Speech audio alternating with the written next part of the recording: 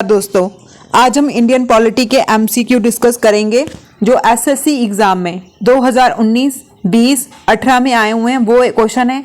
और ये स्पेशली आपको किसके लिए बेनिफिशियल है? जो रिसेंटली एग्जाम होने वाला है एसआई का, जेके एसएसवी के जो एग्जाम होने वाले हैं, जैसे अकाउंट का हो गया, बीएलडब्ल्यू का हो गया या फिर कोई और एग्जाम है। तो हमारा फर्स्ट क्वेश्चन क्या है इसमें? Which is the third biggest party in 2019 election? Third biggest party कौन सी थी 2019 की इलेक्शन में? बीजेपी, एनसीपी, बीएसपी या फिर डीएमके? ये थी डीएमके। डीएमके की फुल फॉर्म है द्रविड़न मन्यप्पम खंगम। ये कहाँ की है? ये तमिलनाडु की और पौंडीचेरी की है। इसको 1949 में अन्नपूर्णा, ठीक है, उन्होंने फाउंड किया था। नेक्स्ट क्वेश्चन है हमारा, what does the writ of mandamus mean? ठीक है, जो रिट है मैंडेमस उसका क्या मतलब है? ठीक, we command, why but warrant, we certify या फिर वो you may have the body. ठीक है, जो रिट है हमारी मैंडेमस उसका मतलब है वी कमांड, मतलब कमांड करना, जैसे ऑफिशियली वर्क में हम कमांड करते हैं वो। हमारी रिट कितनी है? 5 रिट है। ऐसे भी क्वेश्चन पूछा हुआ है, कितनी रिट है? 5 रिट है। ठीक है, इसको हम सोल ऑफ द कॉन्स्टिट्यूशन बोलते हैं रिट को, ये फंडामेंटल राइट्स में आती हैं।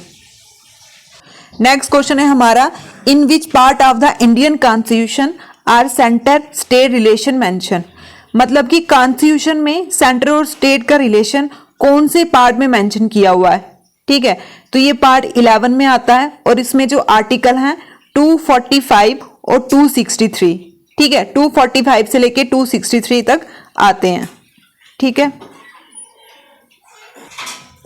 नेक्स्ट क्वेश्चन है हमारा, who headed the union power committee of constitution assembly?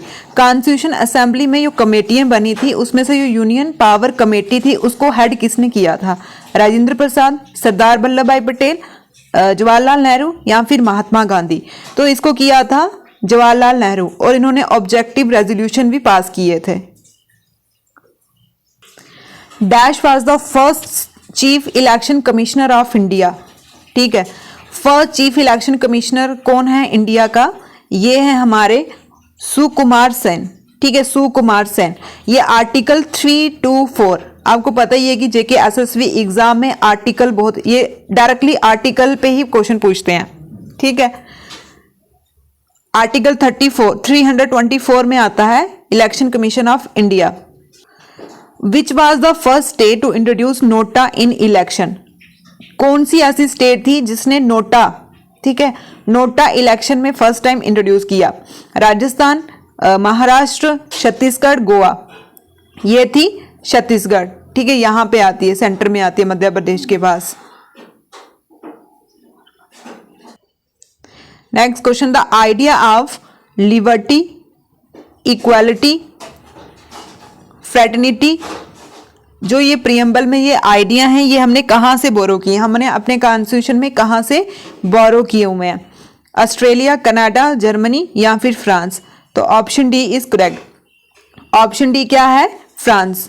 ठीक है, नेक्स्ट क्वेश्चन है, article 17 of the constitution India deal with abolition of? ठीक है, जो आर्टिकल 17 है कॉन्स्टिट्यूशन का वो क्या डील करता है? ये हमारे फंडामेंटल राइट्स में आता है। फंडामेंटल राइट्स पार्ट 3 में आते हैं।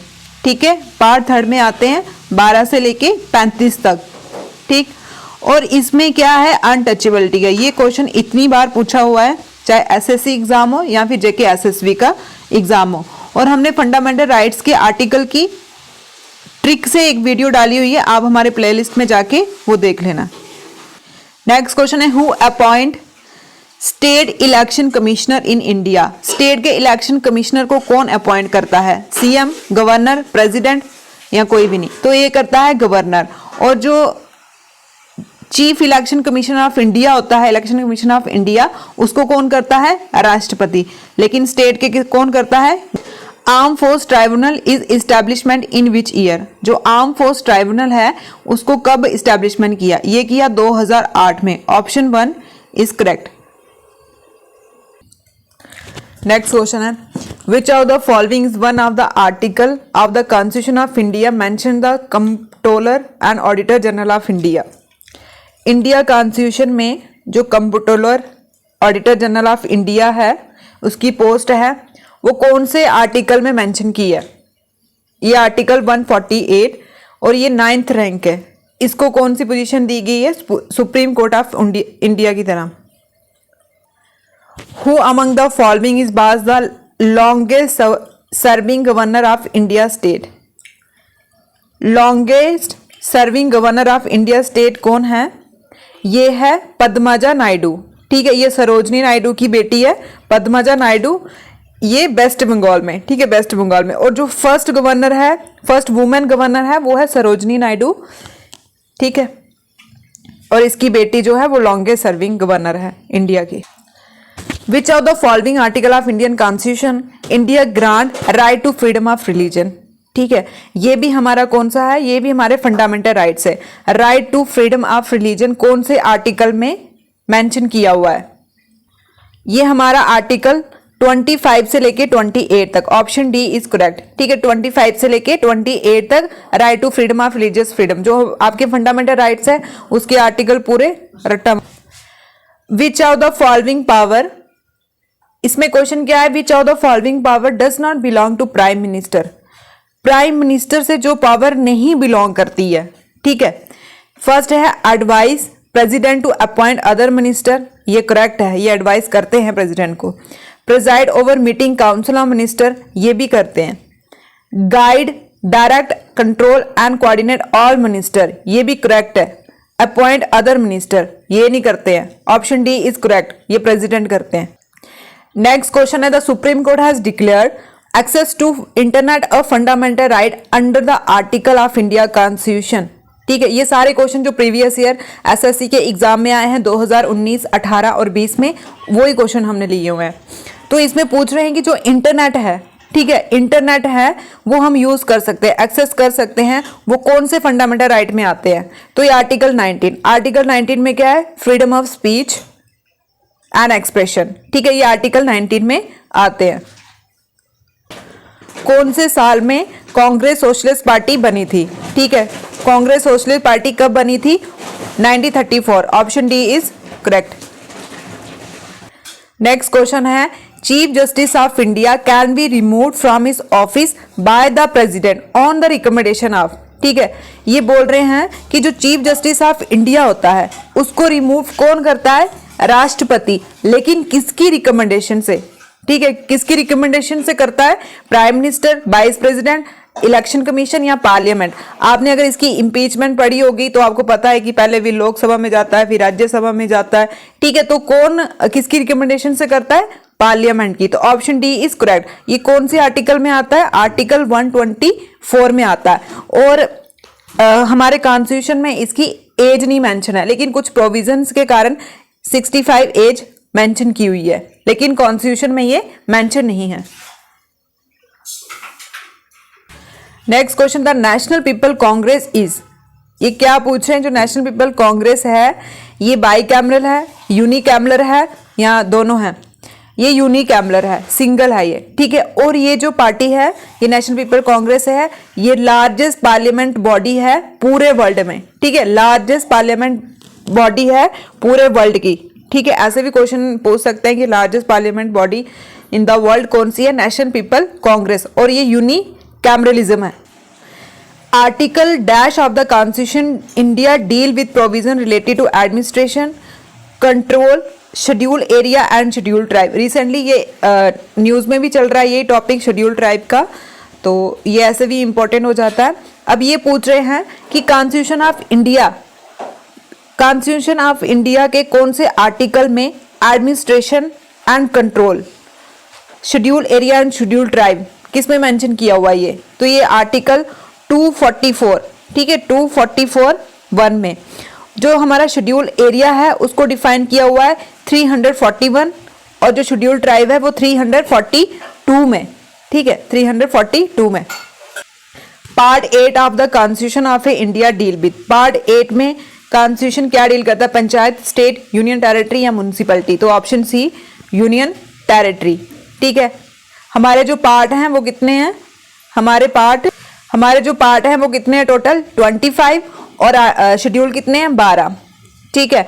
और जो यूनियन टेरिटरी है वो कॉन्स्टिट्यूशन के कौन से आर्टिकल में मेंशन की है 448 में। तो रिसेंटली हमारी आपको पता ही है कि जम्मू कश्मीर को स्टेट से यूनियन टेरिटरी में कवर कर दिया है। तो ये भी क्या है, ये भी न्यूज़ का ही क्वेश्चन है। तो जो न्यूज़ में चलता है वो क्वेश्चन इंपॉर्टेंट होता है, वो स्टैटिकली बहुत important. Which part of the Indian constitution is related to election, election से कौन सा पार्ट रिलेट करता है, ठीक है। कौन सा पार्ट रिलेट करता है, पार्ट 15, ठीक है। कितने टोटल 25 पार्ट है, और 15वें पार्ट में क्या आती है हमारी इलेक्शंस आती हैं, ठीक है। और 8वें पार्ट में क्या आती है, यूनियन टेरिटरी आती है, ठीक है। 8वें पार्ट में क्या आती है, यूनियन टेरिटरी, आर्टिकल 448 में। विच कॉन्स्टिट्यूशन, क्या क्वेश्चन है अब हमारा, which constitution amendment act bifurcate the combined national commission for SC and ST into 2 separate body. पहले SC और ST की एक ही बॉडी थी, एक ही नेशनल कमीशन था, ठीक है। जो भी रूल बनाने वो एक ही बॉडी बनाती थी, लेकिन पूछा हुआ है कौन से अमेंडमेंट से इनको हमने अलग अलग कर दिया है। तो ये ऑप्शन सी 89th अमेंडमेंट, ठीक है, 89th अमेंडमेंट एक्ट। और अब हमारा जो नेशनल कमीशन शेड्यूल कास्ट का है वो 338 में आता है, और नेशनल कमीशन जो शेड्यूल ट्राइब का है वो 338A में आता है, ठीक है। नेक्स्ट क्वेश्चन है, नेम द फर्स्ट जज of the supreme court against the proposal of A impeachment was presented in the parliament of independent India, ठीक है। फर्स्ट जज ऑफ सुप्रीम कोर्ट जो इम्पीचमेंट के प्रपोजल के खिलाफ थे, तो वो थे हमारे जस्टिस वीरास्वामी, ठीक है, justice Veeraswami. Option C is correct, ठीक है। जो ऑप्शन सी है वो हमारा करेक्ट हो जाता है। इसमें कौन से आर्टिकल में यूनिफॉर्म सिविल कोड को बताया हुआ है, तो ये यूनिफॉर्म है, तो आर्टिकल भी यूनिफॉर्म है, इसका article 44, option A is correct, ठीक। ये हमारा डायरेक्टिव स्टेट प्रिंसिपल में आता है, जो DPSP है, पार्ट 4 में आते हैं, उसमें ये आता है आर्टिकल हमारा, ठीक है। Name the first female prime minister of the world, पहली प्रधानमंत्री, पहली वुमेन प्रधानमंत्री पूरे वर्ल्ड की कौन थी, ये थी ऑप्शन बी सिरम्बो बदरानके। ये कहाँ की थी, ये श्रीलंका की थी, ठीक है, श्रीलंका की। और नॉन हेरिडिटी मतलब कि ये इलेक्टेड होके आए थी, इसको लोगों ने चुना हुआ था। The idea of A residual power in Indian constitution derive from the constitution, जो रेजिडुअल पावर होती है, ठीक है, ये किसके पास होती है, ये सेंटर के पास होती है। तो ये इंडियन कॉन्स्टिट्यूशन में कहाँ से बोरो की है, कहाँ से ड्राइव की हुई है, ये क्वेश्चन में ये पूछा हुआ है। साउथ अफ्रीका या फिर अमेरिका, जापान, तो ये कनाडा से की हुई है। C option is correct.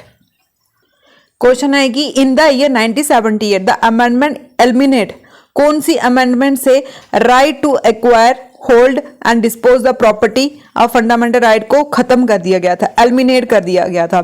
ये आर्टिकल 31 में आता था। पहले 7 आर्टिकल थे फंडामेंटल राइट के, 7 आर्टिकल थे, लेकिन जब इसको डिलीट कर दिया 44th अमेंडमेंट, ठीक है। 44th अमेंडमेंट कब, 1978 में 44th अमेंडमेंट से इसको डिलीट कर दिया। अब इसको 300A में डाला हुआ है। अब ये लीगल राइट है, पहले फंडामेंटल राइट था, क्योंकि इसके कारण बहुत से कन्फ्लिक्ट आने लगे। अब जो राइट टू प्रॉपर्टी है, थोड़ा बहुत राइट है, वो आर्टिकल 19 में दिया हुआ है। तो कौन सी अमेंडमेंट है, अमेंडमेंट 44, ठीक है, ऑप्शन डी इज करेक्ट। जो 42nd अमेंडमेंट है, इसको मिनी पार्लियामेंट भी बोलते हैं, मिनी पार्लियामेंट, मिनी कॉन्स्टिट्यूशन, क्योंकि इसमें इतने ज्यादा, इस अमेंडमेंट से इतने रूल्स आए हुए हैं। हाफ जो हमारा कॉन्स्टिट्यूशन है, इंडियन पॉलिटी है, वो इसी से आई हुई है, ठीक है।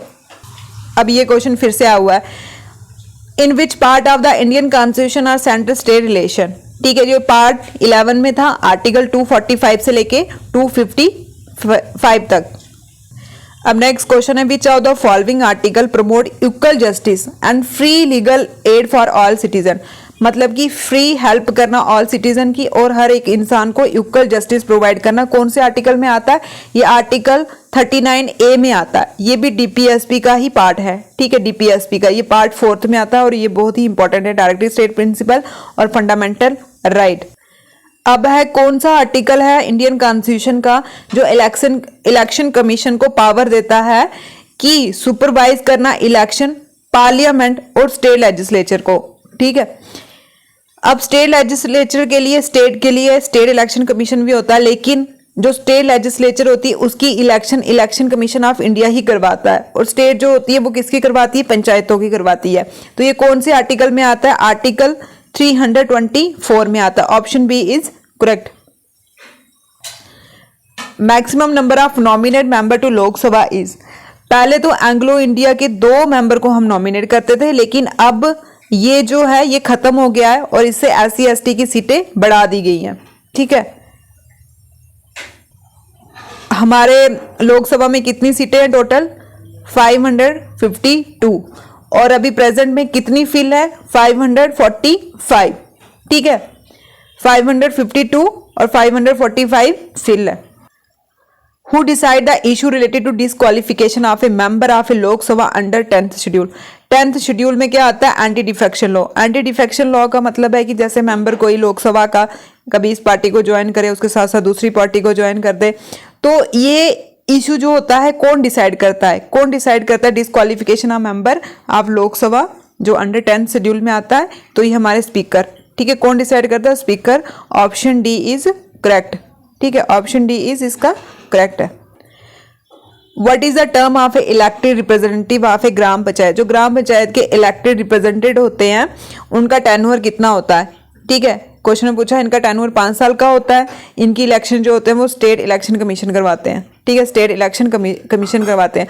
जो पंचायती राज सिस्टम है वो हमारे 73rd अमेंडमेंट एक्ट 1992 में आया था। ठीक है, इसका पूरा एक अलग सा, और पार्ट 11 में आता है। ये म्युनिसिपैलिटी पार्ट 12 में आती है, वो 74th अमेंडमेंट से आया था, दोनों साथ साथ ही आए थे। और ये DPSP के आर्टिकल 40 में आता है। ठीक है, DPSP के आर्टिकल 40 में आता है विलेज और पंचायत का कंसेप्ट। नेक्स्ट क्वेश्चन है कि कौन सा आर्टिकल है कॉन्स्टिट्यूशन ऑफ इंडिया का जिसमें प्रेसिडेंट ऑफ इंडिया के इम्पीचमेंट के बारे में बात की हुई है। जो प्रेसिडेंट ऑफ इंडिया वो ऐसे भी इंपॉर्टेंट है, पूरा ही इंपॉर्टेंट है ये। ठीक है, तो आर्टिकल 54, आर्टिकल 51 या आर्टिकल 63। ठीक है, तो जो आर्टिकल 54 है उसमें इलेक्शन ऑफ प्रेसिडेंट के बारे में बात की है, और 51 में प्रमोशन के बारे में बात की है, और 63 में वाइस प्रेसिडेंट ऑफ इंडिया के बारे में बात की हुई है। जो आर्टिकल 61 है इसमें इम्पीचमेंट के बारे में बात की हुई है, किसके, राष्ट्रपति के। कॉन्स्टिट्यूशन ऑफ इंडिया में फर्स्ट टाइम अमेंडमेंट कब हुई थी। ठीक है, फर्स्ट टाइम अमेंडमेंट कब हुई थी, 1951 में, जो जमींदारी वगैरह था उसको खत्म किया था।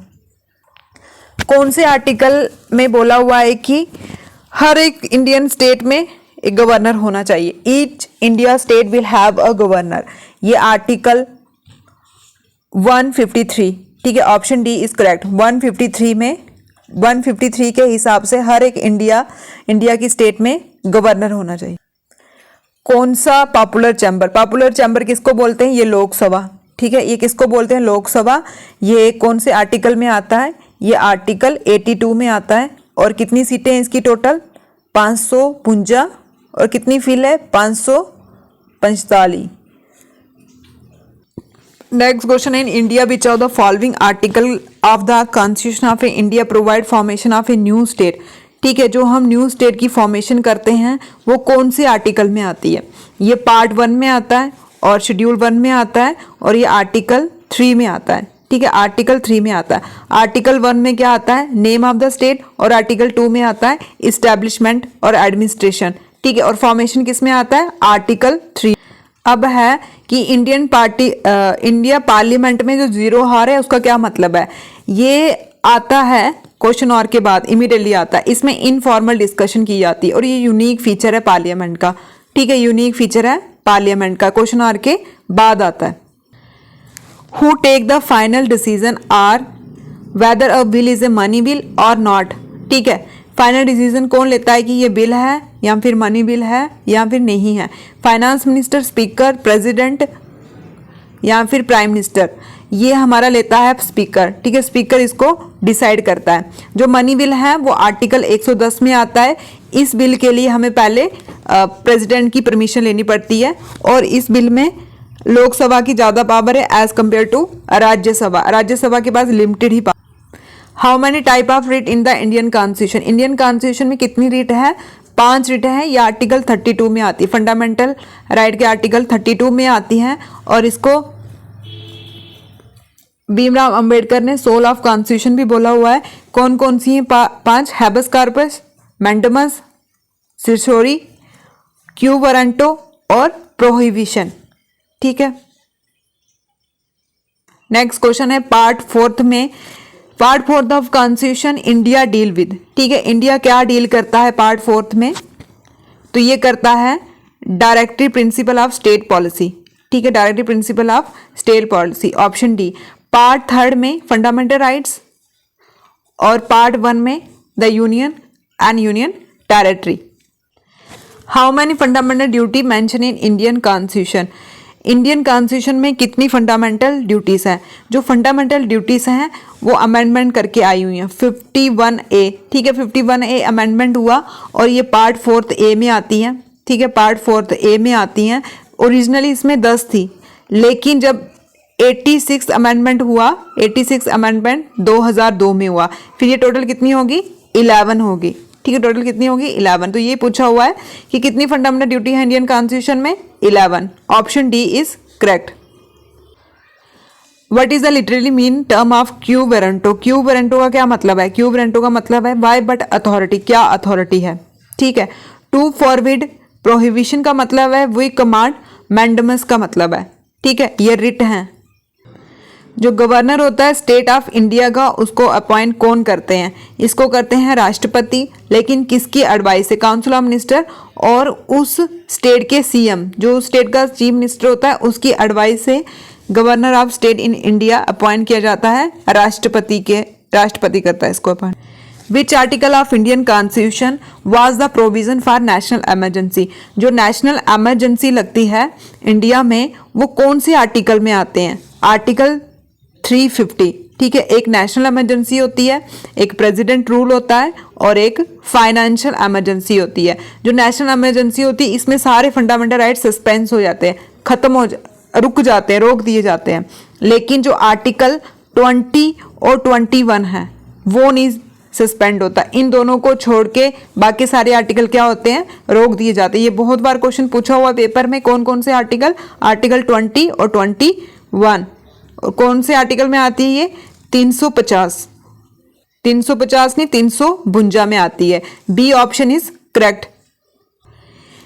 इनमें से कौन सा है जो हाउस ऑफ अवर कंट्री? ठीक है, 2 हाउस है जो हमारे पार्लियामेंट है, उसका मेंबर नहीं होता है।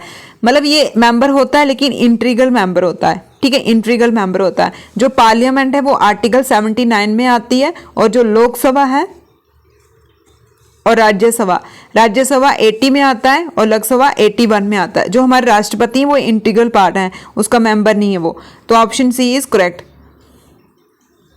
Fundamental duty mention in which following part of constitution? तो कौन से पार्ट में आती है? ये 4A में। ठीक है, 4A में 51A अमेंडमेंट होता है, उसके बाद इसको ऐड किया जाता है, ओरिजिनली नहीं थी ये। 4A में, 4th में कौन आता है? DPS। नेक्स्ट क्वेश्चन है minimum age becoming a governor of state in India. Governor बनने के लिए कितनी एज होनी चाहिए? 35 साल। ठीक है, 35 साल में आप गवर्नर बन सकते हो। कौन से आर्टिकल में फाइनेंशियल इमरजेंसी आती है? फाइनेंशियल इमरजेंसी आती है article 360। Option C is correct, article 360 में आती है। आज तक इंडिया में फाइनेंशियल इमरजेंसी कभी नहीं लगी है। Under which article president of India can proclaim constitutional president emergency, मतलब प्रेसिडेंट रूल। ये हमारे जम्मू कश्मीर में भी लगा हुआ है। ठीक है, तो ये कौन से आर्टिकल में आता है? आर्टिकल 356 में, ये बड़ी बार लगा हुआ है। ठीक है, how many member of upper house, upper मतलब Rajya Sabha, can be nominated by president of India? ठीक है, राज्यसभा में जो राष्ट्रपति ऑफ इंडिया होता है वो कितने मेंबर को नॉमिनेट कर सकता है? 12। ठीक है, इसकी टोटल सीट है 250। ठीक है, 250। और कितनी फिल हैं अभी रिसेंटली? 245। कौन से आर्टिकल में आता है ये? आर्टिकल 80 में आता है, और इसका टेन्योर 6 ईयर का है। ठीक है, और इसमें एज 30 चाहिए होती है राज्यसभा के मेंबर बनने। किस अमेंडमेंट को हम मिनी कॉन्स्टिट्यूशन ऑफ इंडिया बोलते हैं? तो ये हम 42nd अमेंडमेंट को बोलते हैं। ठीक है, 42nd अमेंडमेंट, इसमें बहुत ज़्यादा अमेंडमेंट हुई है। Option B is correct.